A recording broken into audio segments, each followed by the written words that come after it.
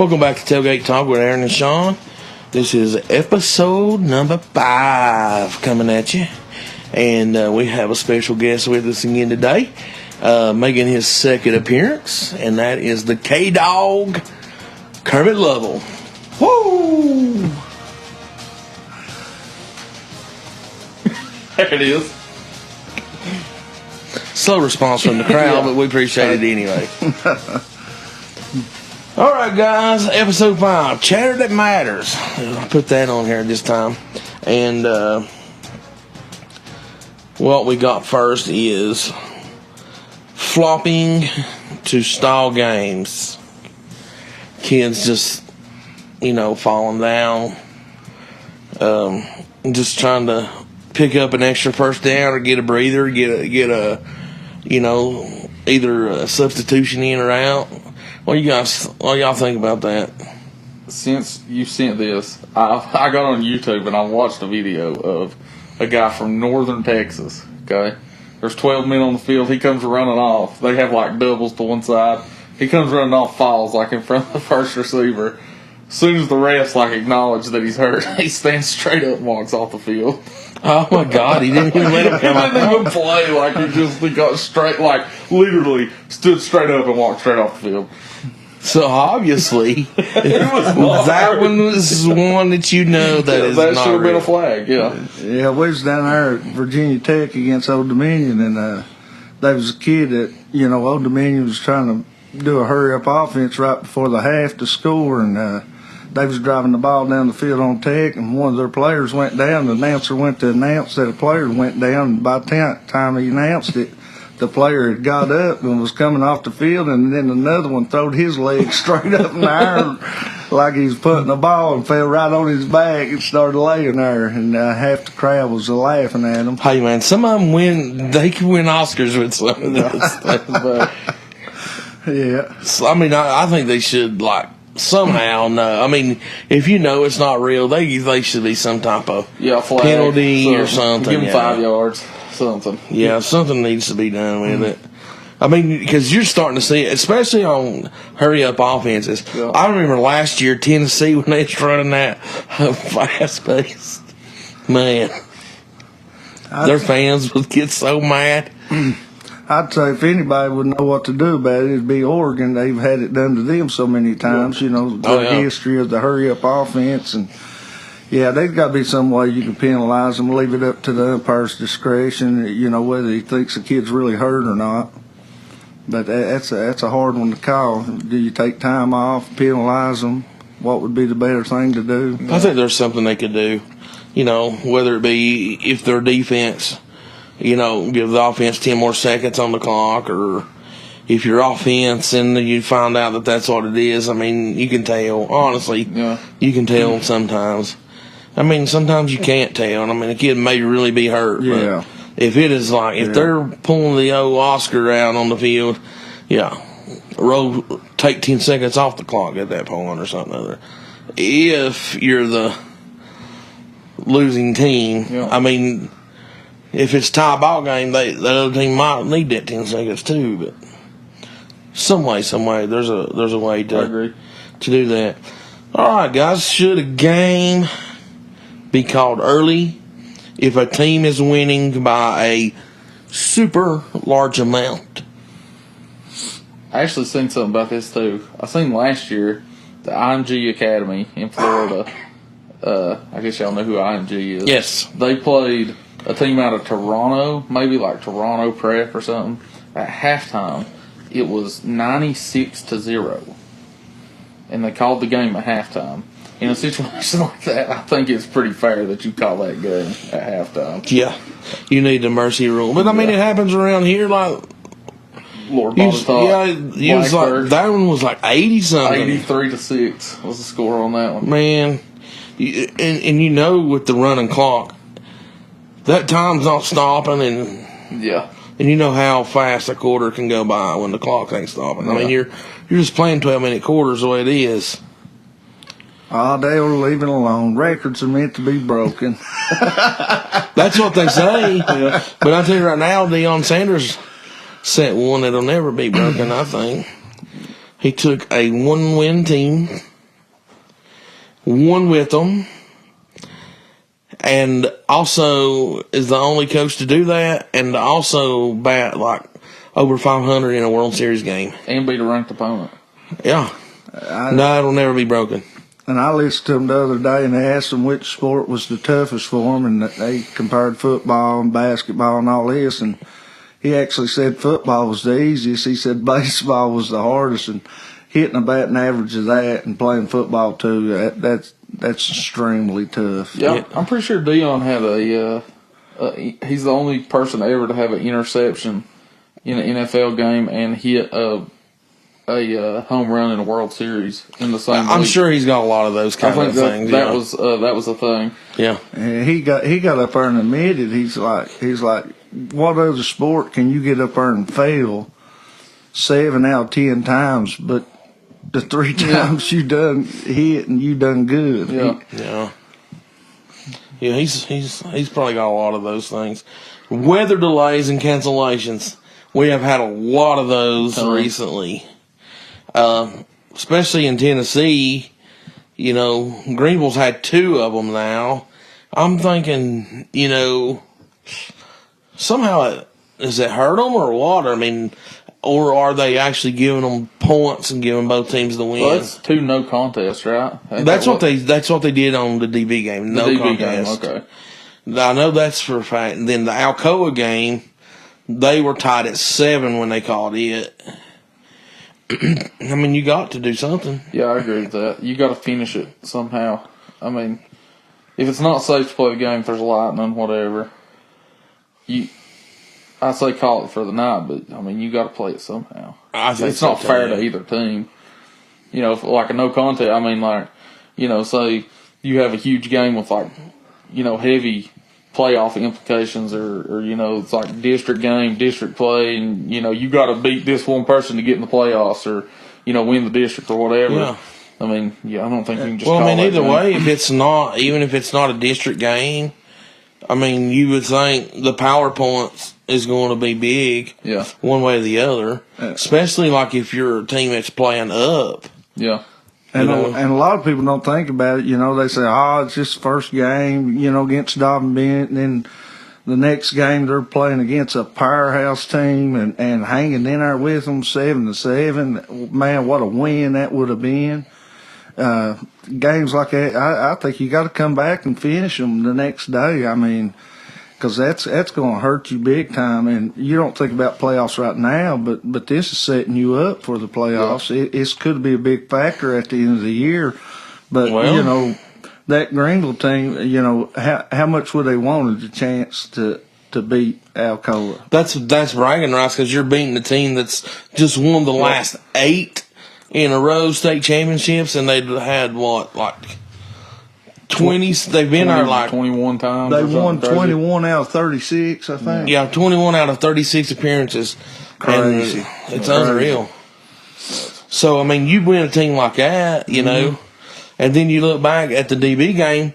The DB's up a level for them, so that's quite a bit of points. Yep. But I honestly think that I did read something, and I'm not sure, but they've bound to give them the points. Both teams, though, got points. Yeah. They got the win points. If you're going to do it, I think you have to do it that way. Yeah. That's the only way to do it. Yeah, in the tie ball game. Now, if it's 35-7, give the team that's up the win. But, if you're in a tight ball game and there's 2 minutes left and they're up, 24-27, and the team that's down driving to score in the red zone, what do you do in that situation? You call that, in the last 2 minutes you call it for lightning, what do you do?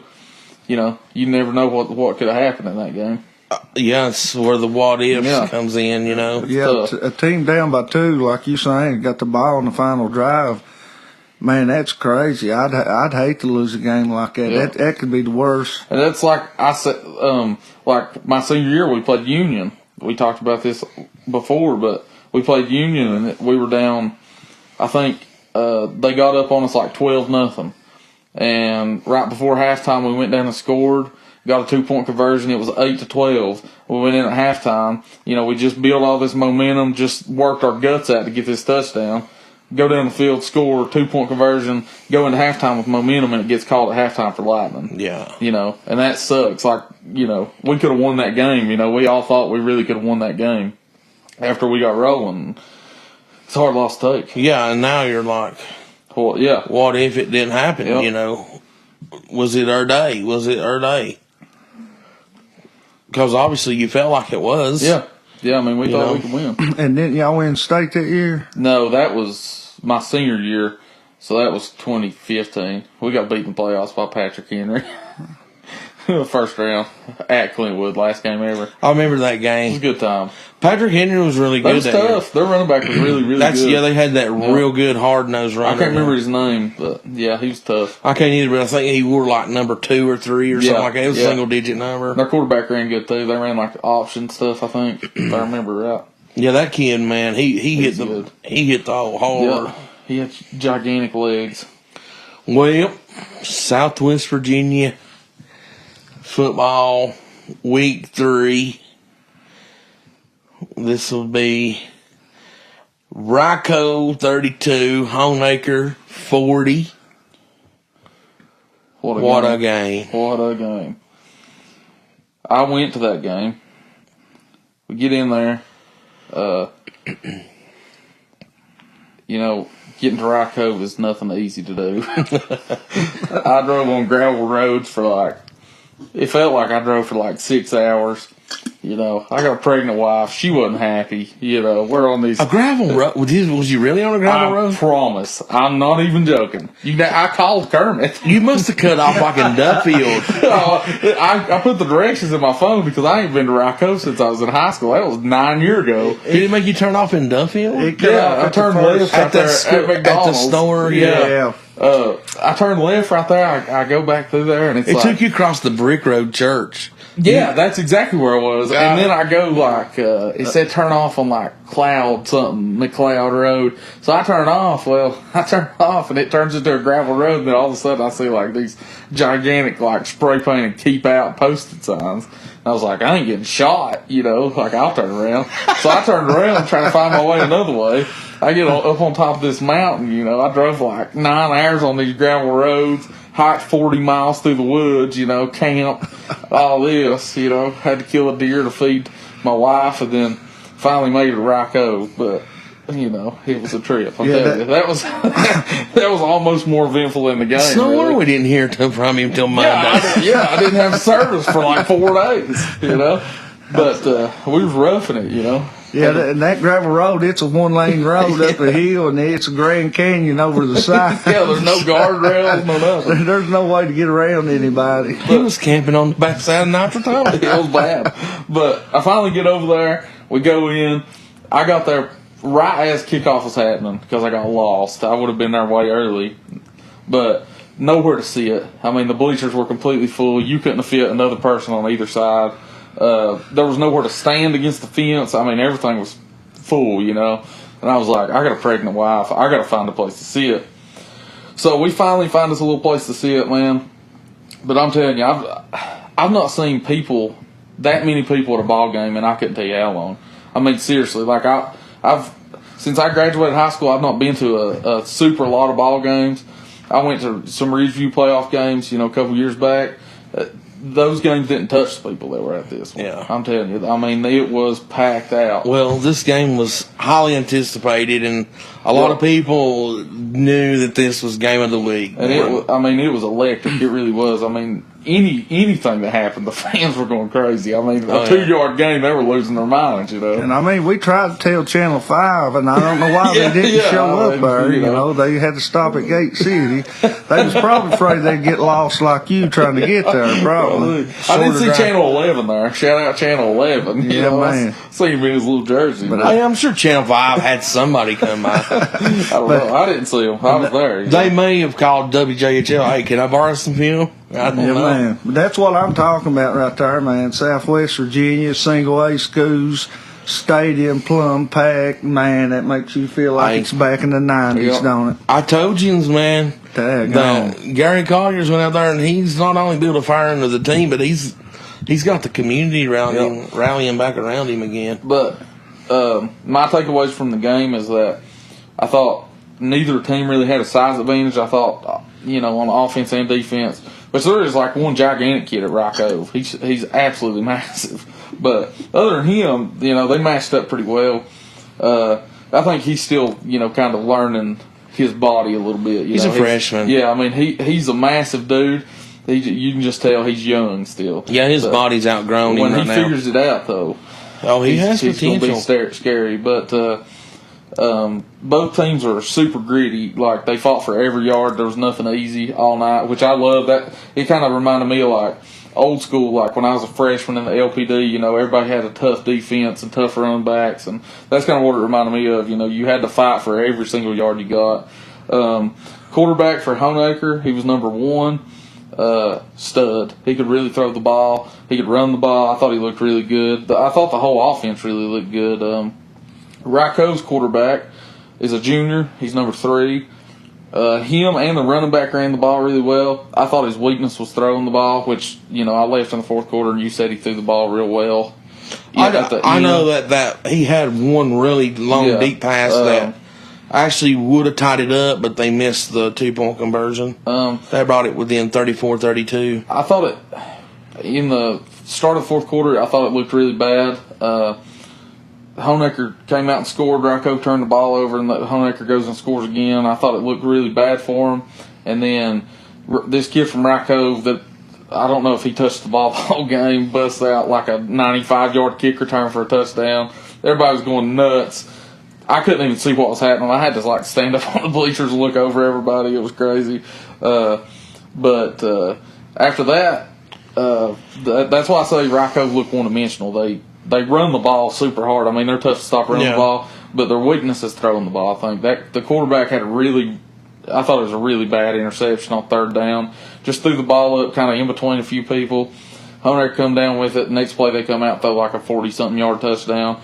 It was 35-18. I thought the game was over, so I left. And then, you know, it turns out I shouldn't have left. Well, it sounds like a barn burner. Sounds like if they are one-dimensional running the ball, they're running it pretty darn good. I'm telling you, they run the ball hard. They really do. I was impressed with them. I've not seen people run the ball like that since, you know, LPD days. Really, I mean, go ahead. I know this game. I told you if my son wasn't playing against Saints Hill, that man, I'd love to have been at this game. It was definitely the one to be. Sounds like it was smash mouth, and I think the only thing that would have been better is overtime, baby. Yeah.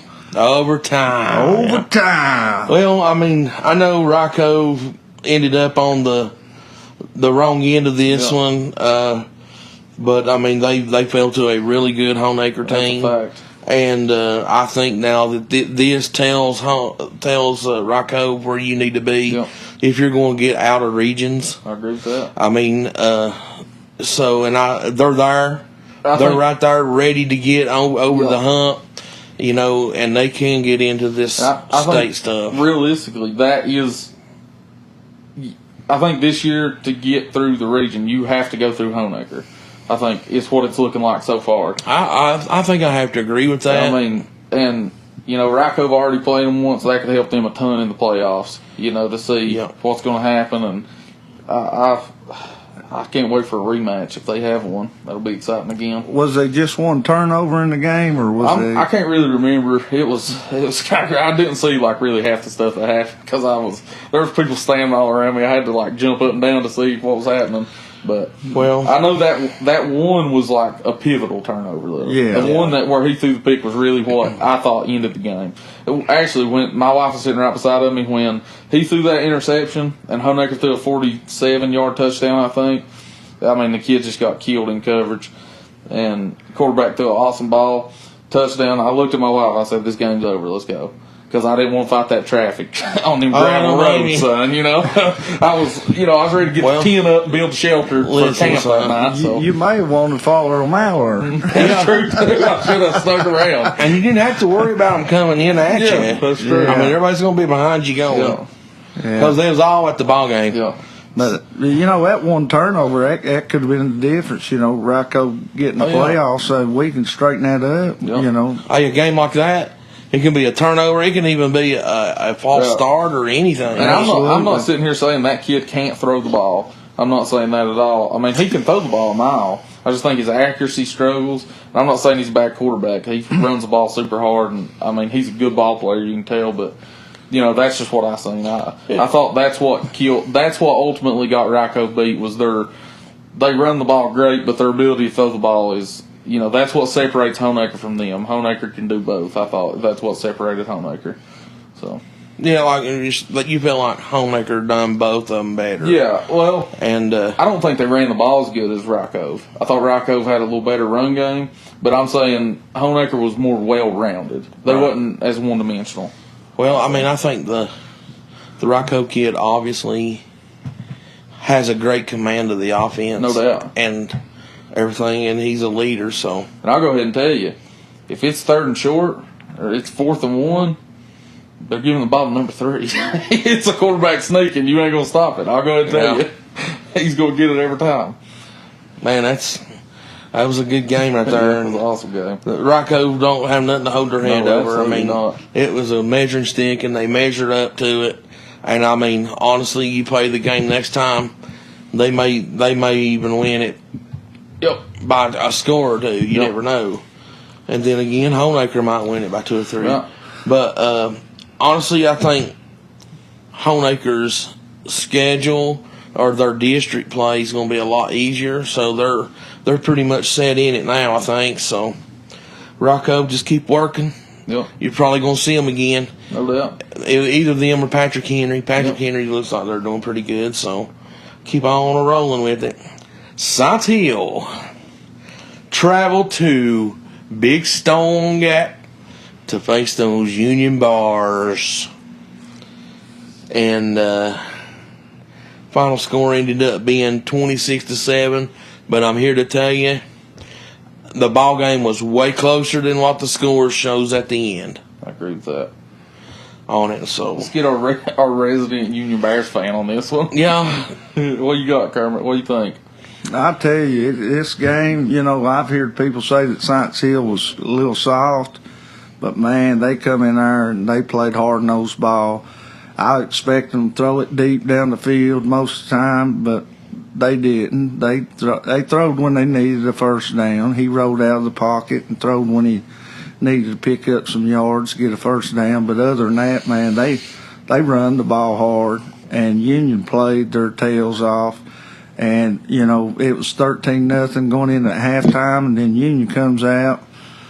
They give Science Hill the ball back, and then they take it back from them. And then they finally get something clicking, get going, throw a deep ball over the middle, about a 20-some-yard pass, and get a rolling, and drive all the way down on Science Hill. And I'm thinking, well, now they're keeping their defense out on the field. Maybe they're starting to wire on their defense a little bit, and they drive all the way down and score, and then, man, just the feeling. You felt like, now we're having fun. Now these kids are playing ball. Yeah. You thought they was finally starting to loosen up, which I'd say the tensions was high for them. They know when they was taking on, a beast like Science Hill, 6A school. Small college. Yeah. Yeah. Right. I mean, that's pretty much what it is. David and Goliath, and then they come out and they have a little pooch kick, and it didn't go about 20-some yards, and I thought the kid should have been hit as soon as he caught the ball, but he actually had a pretty good return on it and returned it back on Union's side there, and by then we was going into the fourth quarter, and you could just tell that Union defense had give it all they got, and most of them kids are playing both ways. And I think that took a little toll on them there. Yeah, that was what my outcome of it was. Yeah. That it pretty much came down to depth. Yeah. And Science Hill had a lot of it, and that's what they just wore them out, man. Yeah. Yeah. Tough ball game. But the good thing about it is I hope that physical type of ball game right there will get them ready to go down Graham and play another physical team in another physical ball game, because that's what they really needed, I think. I think, their first 2 games ain't been no contest. They ain't played half a game, both games, the starters. Well, they're definitely getting it now. They definitely went 4 quarters right there, and that's what they're going to have to do against Graham if they hope to pull one off on them. I believe if I'm Union, though, I would like to have seen a game between the two, between the Science Hill and then a little tune-up game. You know, put somebody in there. Well, I mean, you're coming off an emotional win. They was there to the end of the game. Oh yeah. You know, like we said, the score don't indicate really how close the game really was, and a lot of people figured this one was going to be way worse than what it was. Yep.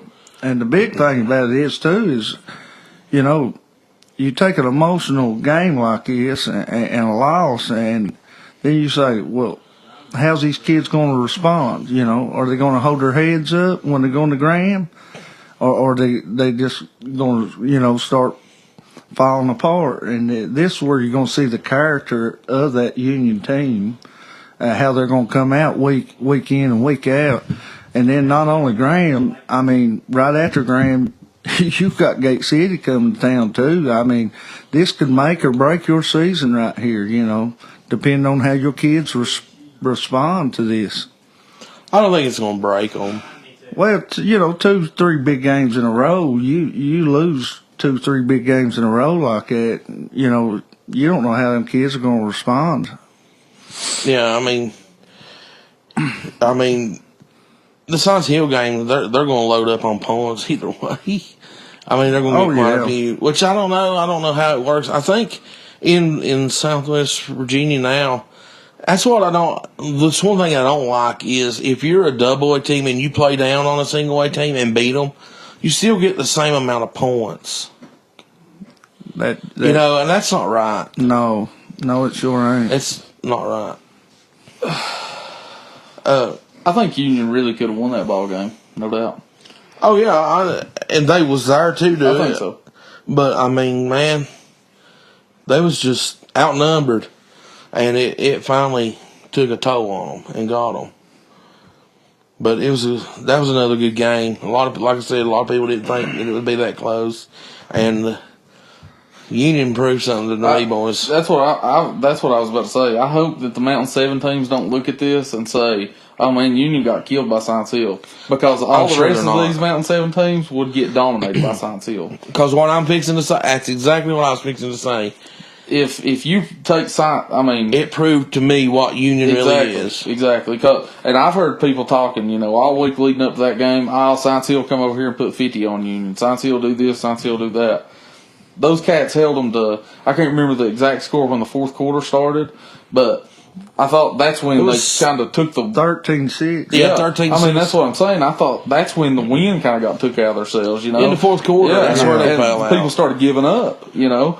And, I mean, you can't blame the kids for that. You know, you're trying, but, I mean, man, this should have put people on notice instead of people thinking that Union had a weakness. That's what absolutely. I know it woke me up. Yeah. I mean, I already knew that Union was good, and I felt like Union was the team to beat. We all said that. Yeah. But, I mean, it was honestly, I was like, man, they're even more for real than I was even giving them credit for. 100%. The best thing about it, though, is they was kids going down all over the field, but I don't think Union suffered any major losses this week. I think everybody's still all right. You know, big offensive tackle. I think he may have sprung his ankle. Hope he'll be back for Graham. You don't need him. That was the key thing to come out with, you know, no major injuries and stuff. And let's hope they can keep healthy against Graham too. Yep. All right, Gate City 14, Abingdon 17. That is, I don't know. I hope it's an eye opener for Gate City because I think what happened in the game was a couple things. Gate City was overlooked Abingdon, I believe, because, you know, Abingdon came in 0-2. They'd overlooked them. I think they coming off the big game the week before had something to do with it. They was just flat coming out. And another thing, Abingdon had a game plan that was absolutely beautiful, and they executed it to a T. Yeah, I agree with that. And what I'll say about it, I didn't go to the game. I watched it on NFHS after I got home. A few things to say. And I'm not trying to down Gate City or say that they're bad, because I think they're a contender in Mount 7. And I mean, I don't think a loss to Abingdon makes them a bad team. I think they probably overlooked Abingdon some because of the loss to John Battle. But Gate City got dominated on the line of scrimmage. From what I saw, their offensive line looked terrible. I thought this is the worst they've looked all year. I thought Abingdon... They were frustrated. Yeah. Abingdon came out on the opening drive and drove it down their throats. Yeah. Now, their defense did stop them and didn't let them score. But you want to frustrate a defense, or you want to frustrate a team in general? Yep. Come out and let somebody drive it down your throat, and then when you're not being able to stop them, and then you start getting frustrated, and then you start making the stupid penalties, which they did. Yep. But, it was one of those situations like Abingdon looked at Gate City and they said, this is what we're going to do. Stop us. Yeah, and absolutely. they didn't. I mean, Gate City, I'm not saying Gate City didn't want to win. I'm saying that Abingdon wanted it. You could tell Abingdon they came to prove something, because they took 2 bad losses. Yeah. Abingdon came to prove something against Gate City. Absolutely. Undefeated Gate City coming off a big win against Middlesboro. I thought Abingdon dominated the line of scrimmage, and I think that's what won the game. And like you said, Gate City they just looked off to me. They didn't look... It was like they overlooked them, I thought. Yeah, they did. And, I mean, like I said, they was frustrated. Yeah. And Abingdon absolutely had the best game plan ever. Probably the game plan Union should have had in the Science Hill game. I agree with that. That's what we said the week before. Yep. Even though Abingdon drove the ball down and took the whole first quarter with the first drive, even though they didn't get points on that drive, they done a lot of damage. You wear that defense out. They done a lot of damage at that part. You take 24 minutes in the first half, and they have the ball the whole time except for 7 or 8 minutes. Yeah. You have 2 drives. If you're Gate City, you're frustrated and you throw them away for stupid penalties. You find yourself in a hole, boys. Absolutely. And just 2 drives, you have to do something if that's all you're going to get to touch the ball. I remember Thomas Walker come down and played Union a year ago, and they went for it on 4th down on about the 20-yard line. They done that all the way down the field, and they was barely getting first downs. But that was the quickest first quarter I've ever seen in my life, and we was already into the second quarter, and they still hadn't drove all the way down the field yet before Union had finally got the ball off of them. But I think there was 2 key parts to this game. I think Gate City was coming off of a high, feeling good about themselves, relaxed, comfortable, and I think Abingdon felt like they was where they took that loss to John Battle. I felt like they felt like an embarrassment in the district for losing to John Battle like that. And then they went up there the next week and get crushed by Christiansburg, and they come out and said, we got to change something, guys. We got to do something. And they lined up in a total different offense and just tried to cram the ball down Gate City's throat. Abingdon come in there and mean business. And they did. They honestly did. Absolutely. They put that tight end in the backfield, and he leaned ball. And then they followed him with a fullback, and then the halfback, and I mean, they just wore them out, son. And that's like I say too. This loss, anybody listening from the Mount 7, this loss don't make Gate City a bad team. It don't make Abingdon a great team. That's not what I'm saying. Well, if I'm them though, if I'm going to look at Abingdon way different. Oh, they ain't no doubt. Because I'm going to tell you this. Abingdon will win some ball games in this district. And that's kind of what I was going to say. This don't make Gate City a bad team. And I thought Abingdon had a lot to prove, and I thought they proved it. That's I just hope it woke Gate City up. I hope so too. And I'll say this too about Gate City. Me and my Uncle Bob were talking about this after he watched the game on the Friday Night Rivals, and I can't remember the exact words he texted me, but he was like, "This number 10 is special. the kid running the ball for Gate City. And when I watched that game, I don't care if there wasn't a person in that stadium that wanted it. Number 10 wanted it. Yeah, he was grinding to get yards. He was running the ball. He was tough. And he's a sophomore. Yeah, you love to see that. And I can't believe how many sophomores that I didn't even realize, and freshmen that's playing on that Gate City football team that's starting this year, which I know he's coming in and picking up the McDonald kid that got hurt in his spot.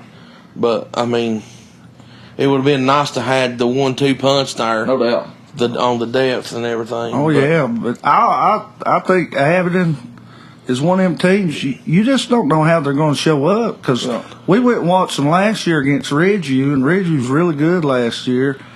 And Aberdeen lived in the backfield the whole game, and I thought Aberdeen was going to upset Ridgeview. And I couldn't believe how good they looked getting off the ball, getting in the backfield, chasing them. And turn around the next week, they come to Union, and Union just blows them out of the water. And it's like, where was them kids at that was all in Ridgeview's backfield, man? But they just didn't show up. So you just don't never know how that Aberdeen team will show up. That's what's beautiful about the game of football. Yep, absolutely. Matchups week in and week out. Like what they do to one team, you think, well, if they done that to us, they're going to do that to such and such. Yep. And they can't do it because, the match, I mean, it's all about matchups and everything. But, yeah, hopefully it's a wake-up call. Aberdeen is better than I think a lot of us thought. And, I mean, the loss to John Battle was big, and I think that's had a lot of people overlooking them. Yep. But if I'm the rest of the Mountain 7, I'm not going to be overlooking them because they're going to be able to win some ball games. No doubt. All right, guys, John Battle. We're going to Ridgeview. Ridgeview 44, Central 7. Sort of what was expected, right? So then I came back from Rye Cove. Had to get the hip waders outside. It was a flood in Wise. Oh! You had to stop at the Rule King. So I had to stop at Rule King and get me a daggone pair of hip waders before I came on across the mountain. Yeah, man. But, you sure that's got your canoe? Yes, it have. It just trolled on down. I think it's about what everybody expected in this game. I don't think there's nothing surprising about it. Yeah. Yeah, Sean, I think you had a little information that the quarterback at Central may or may not. Yeah, he did not play. I know he did not play. They hadn't. Number 1 was playing quarterback. That kid, he's number 2. He was. I think he's the one that got the start. Yeah, at the Eastside game. Which one? 2? Number 2? No, the transfer kid. No, the number 1. No, the transfer kid did not start the Eastside game. Oh, really? Yes, he did not. I know he didn't play in this game either. He didn't play quarterback in this game. He came in later, but he was not the starter. So he didn't But remember, he tweaked his ankle at the scrimmage, and I wasn't sure. But he came in, he acted like he was fine in that Eastside game. But yeah, I know he did not play. That's what I heard. I kind of heard that he may be exiting the team, maybe. So that's just hearsay, so we don't know. We don't know that, but to hear about that. But yeah, I know Ridgeview had some. This kid Hayden Baker from Ridgeview he's a sophomore, junior wide receiver. He's a small guy, but he's a dog. I reckon he's super fast. They said he might be the fastest kid in the district. I don't know. I can't remember who told me that, but said he's like blazing fast. And, that's good. Yeah, but he had another big game this week. He's had 3 big games, which ain't really played no comp yet, but he's had 3 really big games, and we all know Ryan O'Quinn. He's that guy in Mountain 7 quarterbacks. I think he's the best out of all of them. I really believe that. Yeah. All around quarterback. He's definitely good. Ridgeview's rolling, but we're gonna find out more about Ridgeview here in the next few weeks for sure. It's fixing to tighten up for them now. East Side, no. John Battle. Yep. We'll get back on Battle here. John Battle 12, Holston 13. Yep. We all figured Battle was going to roll in this. Boys, I'm going to tell you something. Thinking back about that game with them, and they played either over their head tremendously, or I just thought 100% they had this one. Look, it was a cakewalk, and they was going to go through it because Battle is going downhill, I believe. Yeah.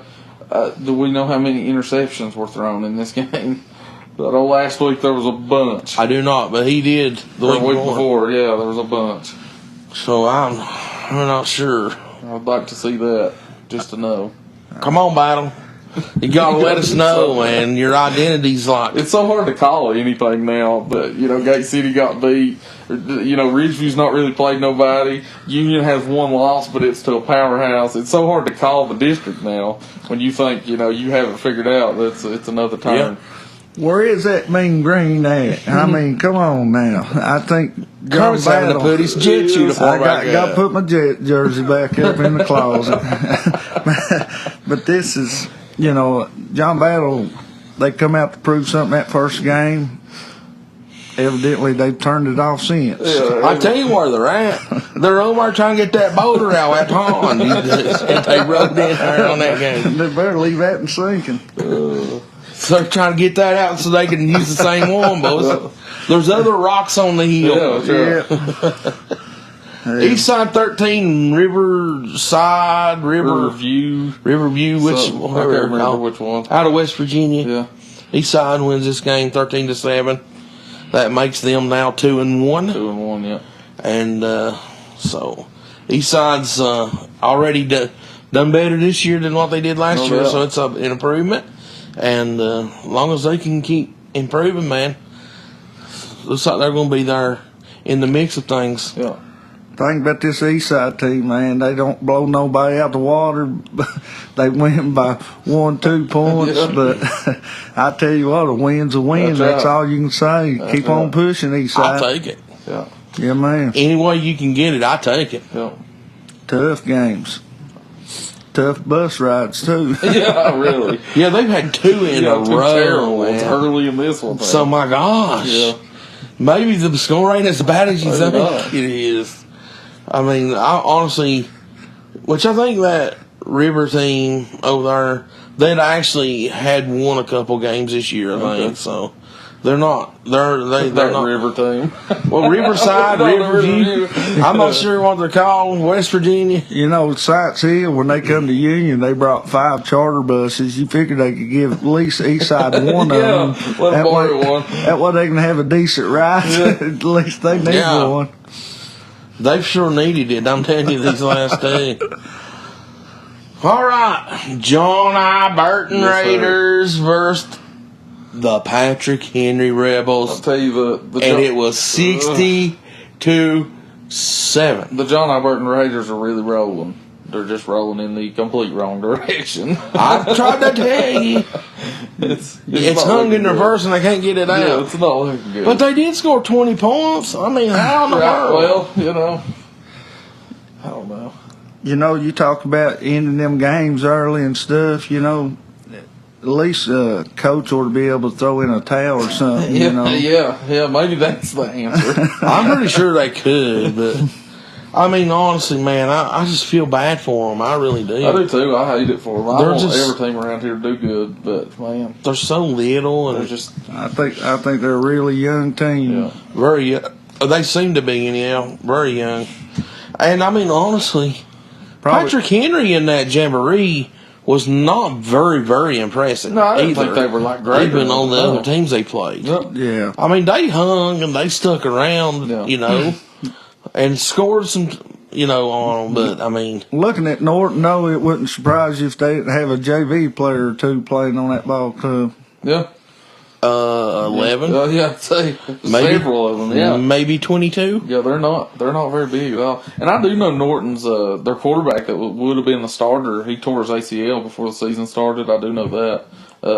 That kid that we watched, he wasn't going to be the starting quarterback. The kid that can really throw the ball, he's just not accurate with it. And that kid's a transfer kid too. Yeah, and that kid is a good athlete, but I know their starter he is out with the injury. Yeah. So. Who is that? Tyson from Union?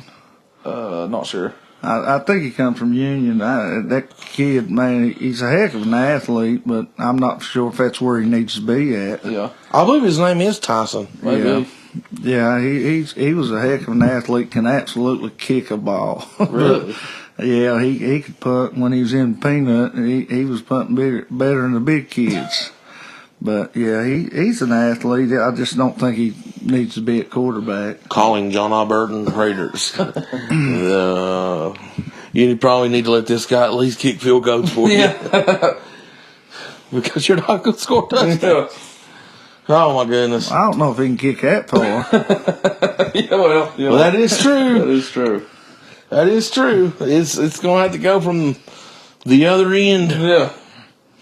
All right, guys. Thomas Walker, 36, Castlewood, 14. Yeah, boy. Is this a surprise? The lovely people. The lovely people. The community. Don't surprise me none at all. I told you them boys is better than last place. Hey. Why you doubt me for? I believe that them Thomas Walker people's got to be like Appalachia rejects that moved out and formed their own colony down there. It's a sweetheart. That's my cousin's. Just cause it ain't Marion, don't be jumping on Thomas Walker now. Marion's coming to town. They're about to get him, baby. We're gonna see if they get them 3 wins. They're going to get it. Yeah, absolutely they are. Did anybody have anything on that one, really? No, not really. I figured that's what it would be. I thought Thomas Walker's, from what Castle has done so far, I thought they were a better team, so yeah. I expected that one. I think it's a good win for Thomas Walker. I think probably one of the toughest games they're going to have to play is going to be against Coburn. Yeah. I think that might turn into a good matchup. It may not. We'll see. Yeah. Well, both of these schools right here's got some tough comp coming at them. Yeah. This year, so. Absolutely. All right, let's talk a little college football now. Nebraska and Colorado. Deion Sanders has got them rolling, boys. Sure enough. Prime time. I thought his son played great. He's had two really good games. 2 great weeks. 2 really good games in a row. I'm actually trying to look at his stats right now. Yeah, this week he threw for 31 completions for 393 yards and 2 touchdowns. So that's. Well, I'm going to give you some. I think a lot of people didn't look at him, seriously because he's Deion's son.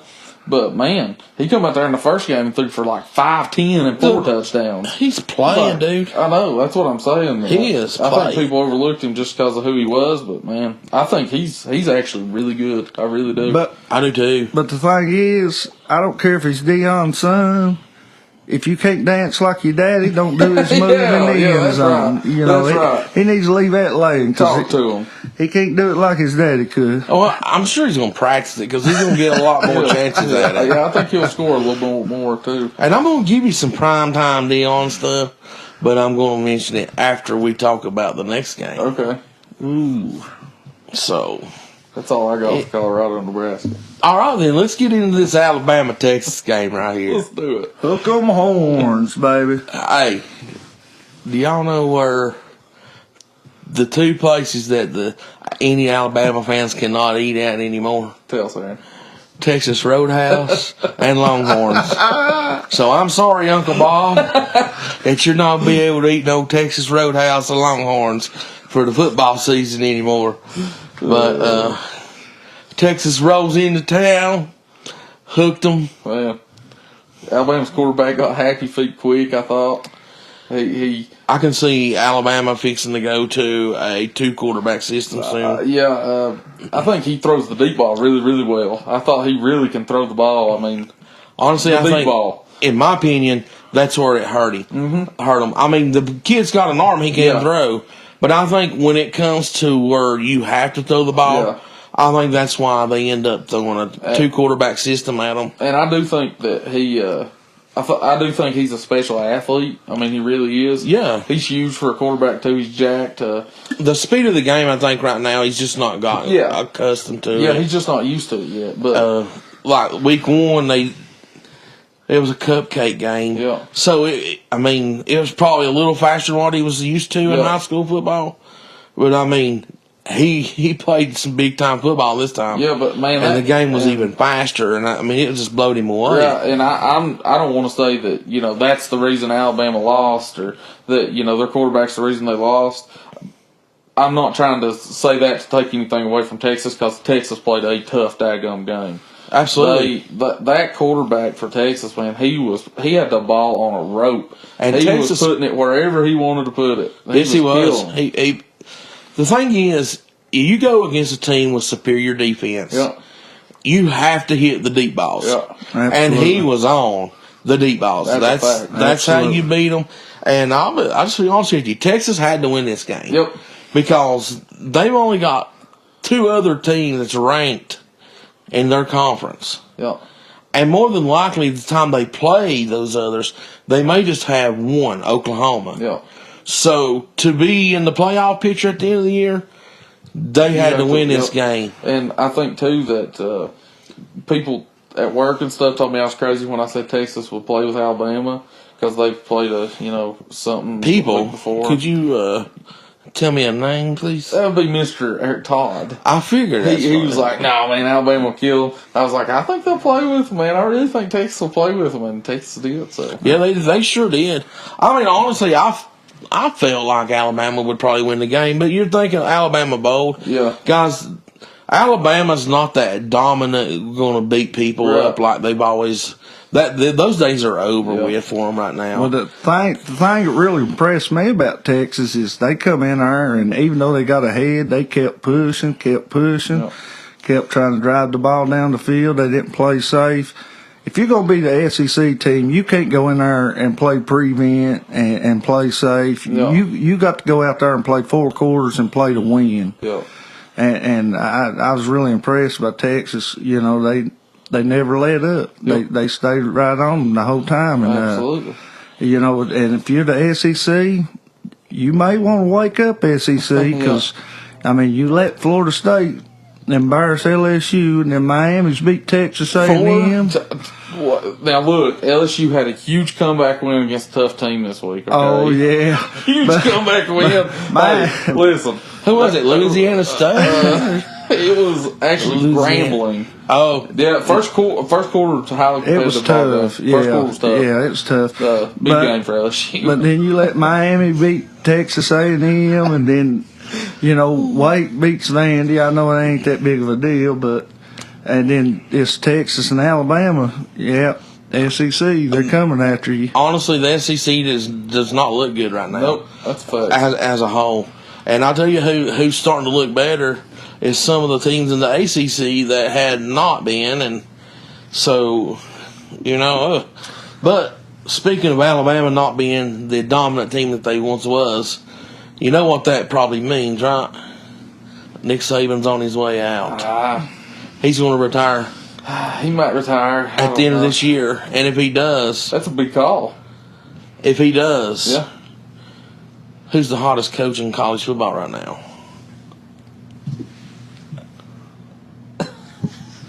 Who's the hottest coach in college football? Prime time Dion, baby. Exactly. To Alabama, that's what you're saying? Yes, sir. Oh. You don't think they offer him the job he's gone? I mean, hey, there ain't no doubt. Oh, okay. I know he's gone. My question is, are they going to offer it to him? There's 2 people that I think Alabama goes after. Deion Sanders and Lane Kiffin. Lane Kiffin, that's who I was about to say. To me, and either one of them's going to go. Mm-hmm. Either one of them's going to go. So, absolutely. I wonder if Deion takes his son. He takes every one of them. The state of Colorado with him. He takes every one of them with him. But I tell you, I think for Deion, if they are going to pick him, if he's going to lock it up, I think he needs to take Colorado to the playoffs, you know. Well, he's working on it. I think that'll seal the deal. Okay, just in a marketing perspective, let's look at it this way. Colorado 1-9 last year. Yeah. Okay? They have a 12 o'clock primetime game. Yep. Week 1. Yep. They follow it up week 2 with another primetime 12 o'clock football game. Yep. Guess what's happening this week? Another one? College Game Day is going to Colorado this week. Really? Yes. Wow. That's marketing.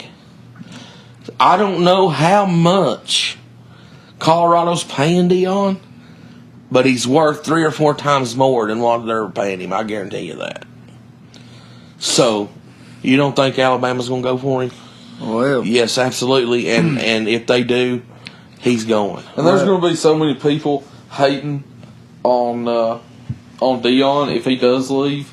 But you can't blame that guy. Just like people were mad when he left Jackson State. They said, "Oh, you come here to build this stuff and then you leave." I got bad news for you. If where I work right now, if somebody offers me $3 million, I'm out, son. Absolutely. I mean, that's how you got to be. Yeah, I mean, you got to better yourself, and everybody's going to hate on him if he does that. But it's just him bettering himself for a better opportunity. I just say this: if college game day comes there, they better leave Lee Corso at the house. He said some things about Dion last week, and I don't think Dion's going to respond too happily about it. Well, I guarantee you this. Dion will voice his opinion. Yeah, they Absolutely. And not care to. Absolutely. Virginia Tech, Purdue, guys. Woo. This is on here for Kermit. The longest game in college football history. It might be. It might be. I know I started watching it that morning, and when they came, it's at 11 o'clock. They stopped it, and I think about 8:30 that night, they something come across my phone. Virginia Tech 17, Purdue 17. I was like, daggone, that game's still going on. 17 overtimes. Yeah. Tech. Weather. They got themselves in a 17-point hole right off the bat. They started coming back, looking pretty good once they started playing again. And then Wales got hurt, and I thought they left him out there playing hurt. He played for a long time hurt, and then they wait to the final drive to put their backup quarterback in. He starts driving them down the field, but he looked good too. I think he actually looks better than Wells. I think he looked good, but you also got to take into consideration Purdue was in prevent defense. They was giving a little bit there. Mm-hmm. So, but now the way he lowered his shoulder and flat plowed over that dude, I mean that's what I like to see. The heck was sliding, going out of bounds, just lay a lick on somebody. Love to see it. Man, he'll be exciting. I believe he'll be playing next week. Yep. All right, guys, we're fixing to move into the Southwest Virginia Mountain 7 and Cumberland District picks for this week. And right before we go into this, I do want to do a James Mitchell shout out. That him and the Lions got a big win over the Chiefs. That's right. And so congratulations on that first win there this year and everything. So I like to see James get a little more playing time, and I think it's coming. So another local guy getting some NFL action and they pulled out a big win. That's so awesome. With that being said, let's get on into the Mountain 7 and Cumberland Week 4 picks. Oh man! And the game of the week this week is the Graham G-Men and the Union Bears, and the Union is having to travel. That's a long drive, too. Long drive. How long is that drive, Kermit? It's probably snowing there right now, too. What is it, Aaron, to Tassel?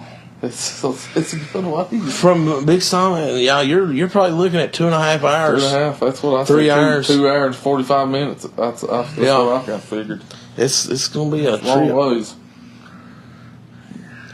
So, who you got, Sean? This is tough for me.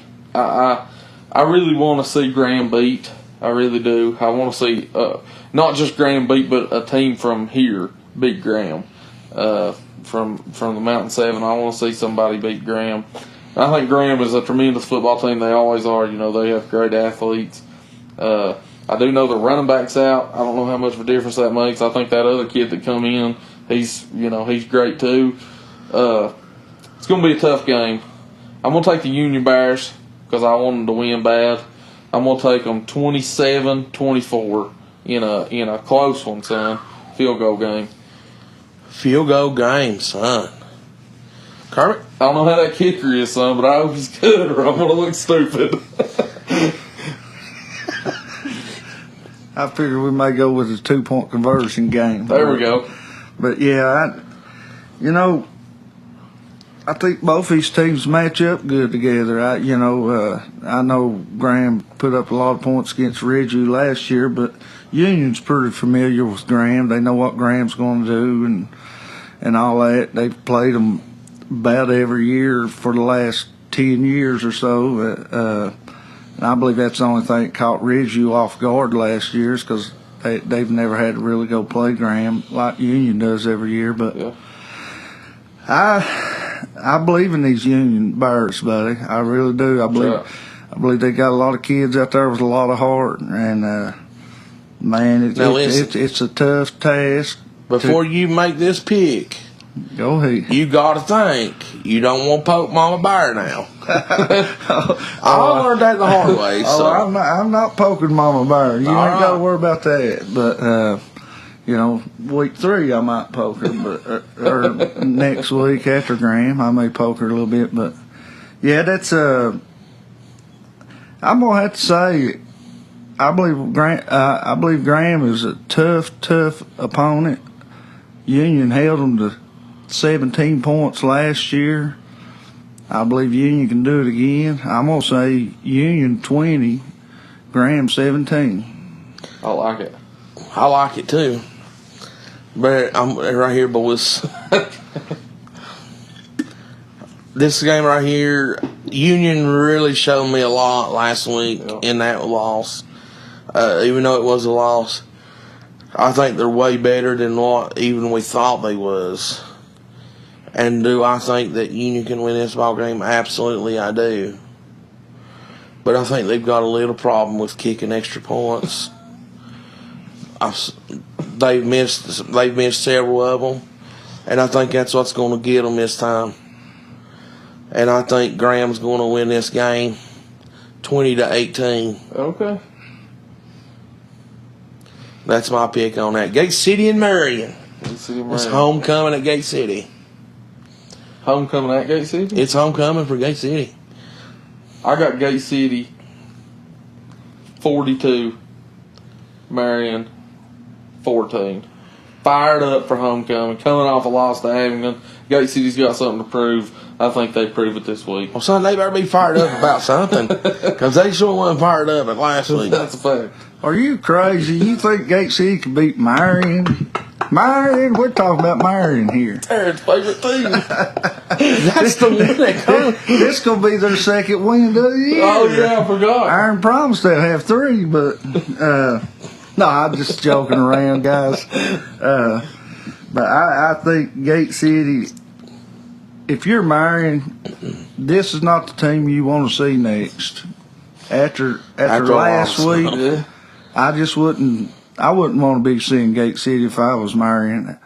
And I think Gate City is just going to roll in this. I'm going to call it 36-0. That was last year's score, wasn't it? Did you just look at it? Was it? No, I don't know if it was or not. All right, I think I'm like Kermit. Gate City usually bounces back pretty good from a loss sometimes, and I hope that's the case this week. No. And I got Gate City winning this one 35-7. Okay. Ridgeview, Virginia High. We had a cancellation in the Friday night rivals, and they are now going to be the Friday night rival game will be this game. So all you Channel 5 people can get on there and watch this one if you can't get to the game.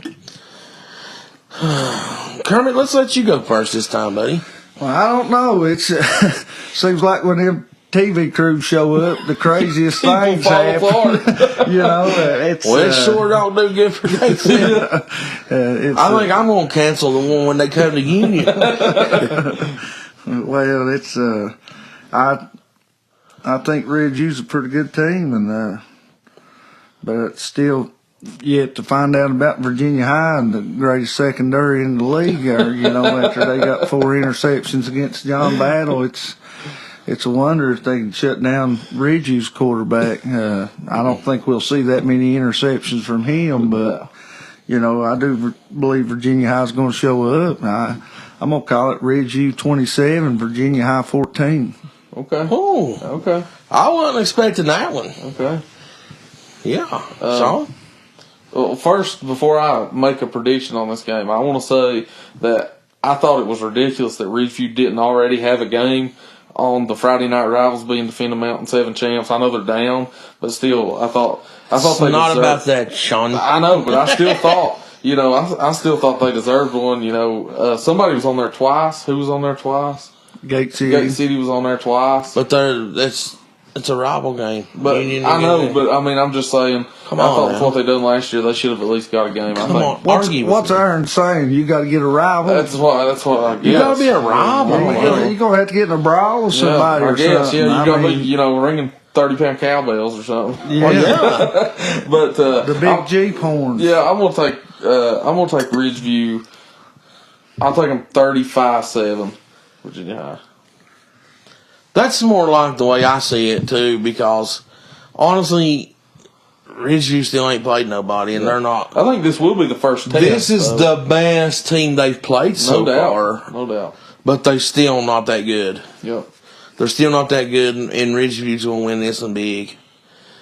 Give them a little bit bigger head going into these others. I am glad to see Ridgeview get their televised game, though. Yeah, me too. I got it, 42-14. Okay. Ridgeview. Lehigh Pineville. I don't know nothing about Pineville. Well, I've heard through the grapevine that Lehigh's quarterback has a knee injury. I heard an ACL tear. I don't know if that's true. That's seasonal. That's a huge loss to Lehigh, though. I thought their quarterback was the best athlete on their team. So that's a huge loss to them. But, I mean, I'm still going to take Lehigh because I don't know if that's true or not. I'm going to take Lehigh. I'll take them 28-7. I think it changes the score for sure. I think Lehigh probably still wins the game. Like I said, Pineville might be lights out. But I still think Lehigh wins the game. It might not be as pretty and as big as it was going to be prior. But I will still take 28-14 Lehigh. I think you're right. I think that quarterback is probably one of their best players, if not the best player on that team. But they still got some speed guys on the outside. I believe. Well, they had a couple guys that could throw the ball. Yeah. I mean, it looked like they could in pregame. So but so they may not be as bad. I'm not going to give Lehigh as many points as you, but I'm going to say 21-14. Ooh, Lehigh. That might be the game to go watch, Kermit. No, that game ain't going to mean nothing. Huh? That game won't mean Are nothing. you telling me the Graham Union game's going to mean something? Yeah. I'm glad it is. That means about as much as Honeacre and Ryco, because you. It does, man. It's huge. That's possibly another regional championship game right there. Yeah. Absolutely. All right, John Battle is on a bye week this week. They need it. They definitely do. Abingdon at Richlands. Abingdon Richlands. I got Abingdon going to winning this ball game 35-14. I was literally going to say the same thing, but since you said that, I'll go 42-14. Give them that extra touchdown. Yeah, I'll give my extra TD. I'm going to say 28-7 Abingdon. Okay. Boys, this next game right here, oh my gosh. I would hate to be a Y Central anything right now. Because they got Letcher Central from Kentucky coming. Listen, I want to shout out my boy Buddy Watts, son. You better be ready for a flood. That's all. Oh, they're going to Wise, ain't they? Oh, Lord, I'm going to have to tell my wife she's going to have to break the hip waders out again. You might ought to go buy her a cruise ship. I need to go buy a bass boat. That's what I need to do. No, you need a cruise ship, son. Because you'll be able to float anything you want to in this water. I think it's going to be bad. I think it's going to get dark, and it's going to get dark quick. I got Letcher. I'm going to go big. I'm going to go 55-7. Yeah, I got it big, too. Well, I tell you, Letcher, they went down there and beat Shelby Valley, and Shelby Valley's a pretty good ball club. They put numbers on Shelby Valley, too, I think. They put up a big score. Pretty big, yeah. And but then they turned around and got they got killed by Bell County. Yeah. But then they turned right back around and stomped Hazard like 56-0 or something like that. And but I just say, if you're wise, hold on, because they're coming. And I got Letcher 60-0. I got it 65-0. Okay. We're all about on the same page on that one. Rock Cove, Thomas Walker. Kermit, buddy, I'm sorry, but I think Rock Cove will dominate this game. I got Rock Cove. I don't want to give him a 50 bomb on poor little Thomas Walker. I'll give him 48-7. 48-0. I'll go 48-0. I don't want to give him 50.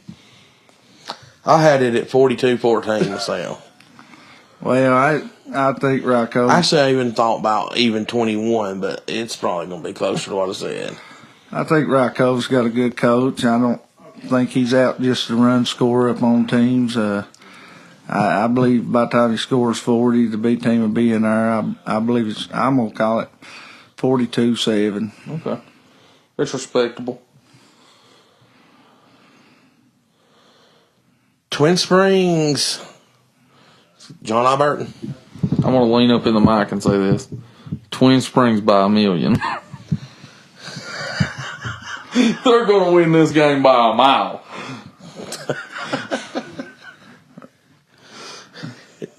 It wasn't just a few weeks ago he was an Indian fan. Oh, man. He won't never let you live it down, will he? Hey, I was wrong. What can I say, man? Yeah. Twin Springs went did some big. Huge. I'm going 48-0. Well, if I'm Norton, I'm the head coach. Throw the white towel. Throw the white towel. I'm going 65-0. Throw it early. Twin Springs. You want me to give a score by 1,000,000 good enough? You can give a score if you want to, but by 1,000,000, I mean, you're probably... If that's good enough, I'll stick with that. Okay. I don't want to do them dirty. Twin Springs. Just done that one. Burton's the one we just done, so we got Eastside Chilhowie now.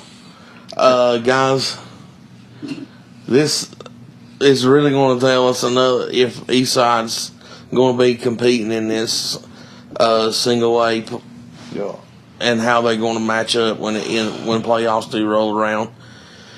The way I see it, honestly, I think Chilhowie rose in this one. I've got it 28-7 Chilhowie. You're out of your mind. East side don't play games like that. If you'd said 28-27, I might believe it. You told me that Marion couldn't beat Wild Central too. Well, we know how East side plays, and the East side, they don't lose by much and they don't win by much. And I'm going to go with East side, and I'm going to say 21-20. Okay. But there's so much in this game, Kermit.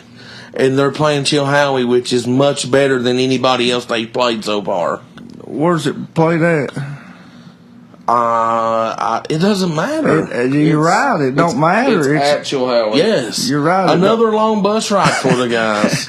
That's a short bus ride compared to the last two, ain't So it? there is much in this game, Kermit. It's much improved team than anybody they've played so far. Chilhowie 28. Whoa, they did play you boys from Marion. Yeah. Who did? Chilhowie. And Chilhowie did. That's what I'm saying. I'm saying East Side. Okay. So you boys ain't even listening. Y'all sitting here thinking about Kermit. It's hard telling what he's thinking about, and you're over there thinking, I wonder 21-20 East Side. I wonder what the Indians are doing. Oh, Lord. Good night. I'm going to take Chilhowie. I'm going to take them. I'm going to take them 35-7. Chilhowie 35-7. See there, son? The boy finally started listening. You ain't got to say what he wants you to say. I know. He didn't. He went above me, man. So now you tell me I'm crazy.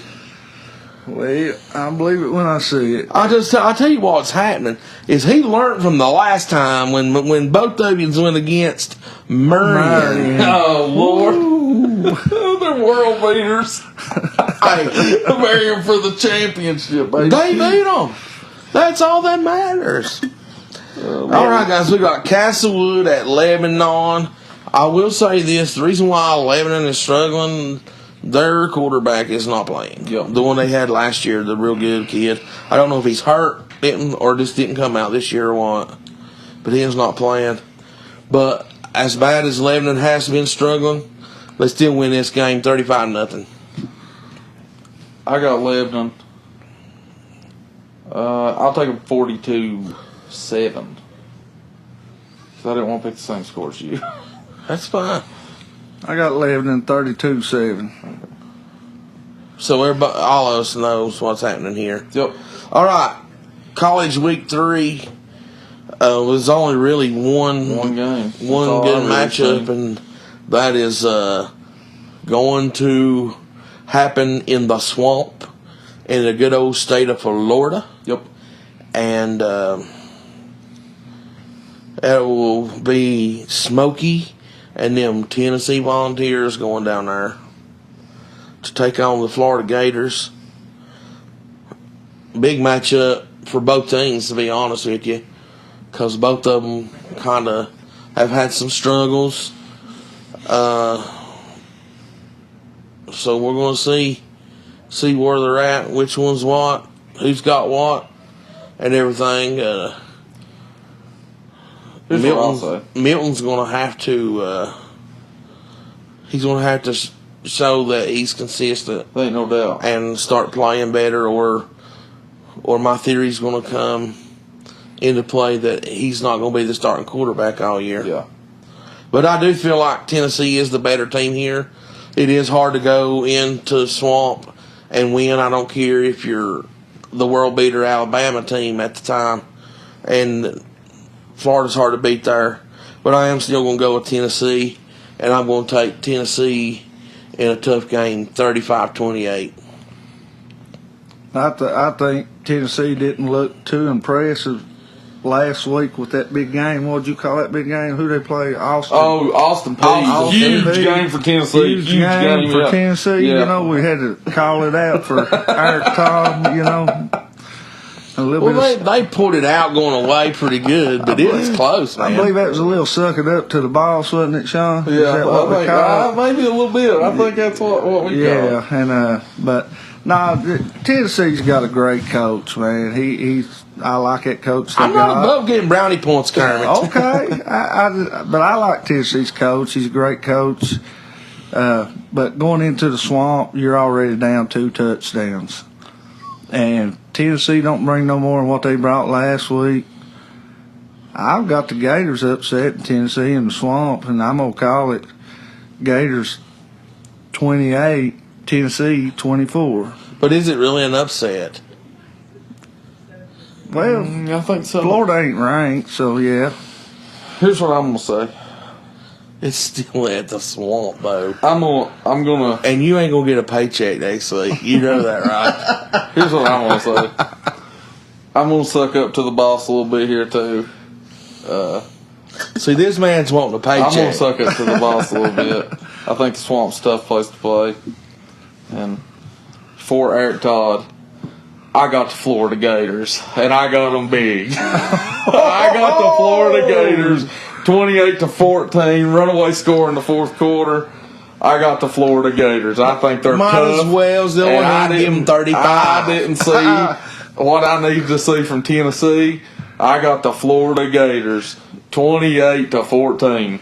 That man right there, he don't have to worry about getting a higher paid job from somebody because he's getting ready to get fired. Yeah, that's right. Unless he's right. Unless he's right. And he very well could be. I can't wait for him to hear this. He'll die. He will die. He very well could be right. He will be mad.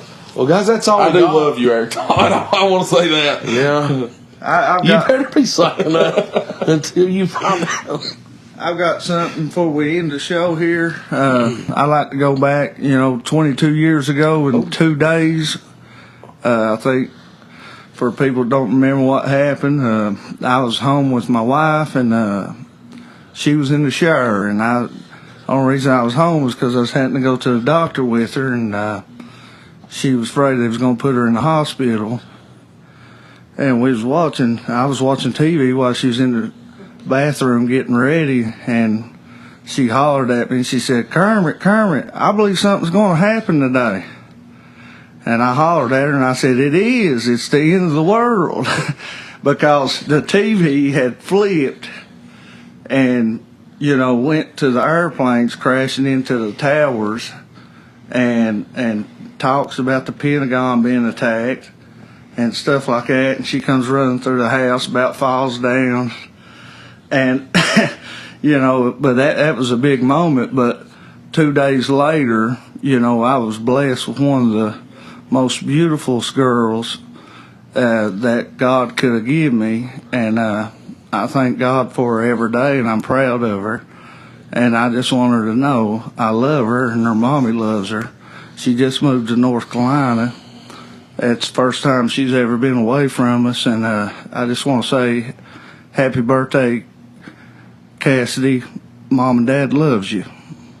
Man, that's awesome. Thank you for that, Kermit. That is awesome. That is touching, dude. And I'm glad that you was able to do that. And Kermit just had a grandbaby, too. Yeah. She's just had Congratulations on that. little baby. And that's awesome. And Sean's got one on the I got way. a baby girl on the way, too. Yeah.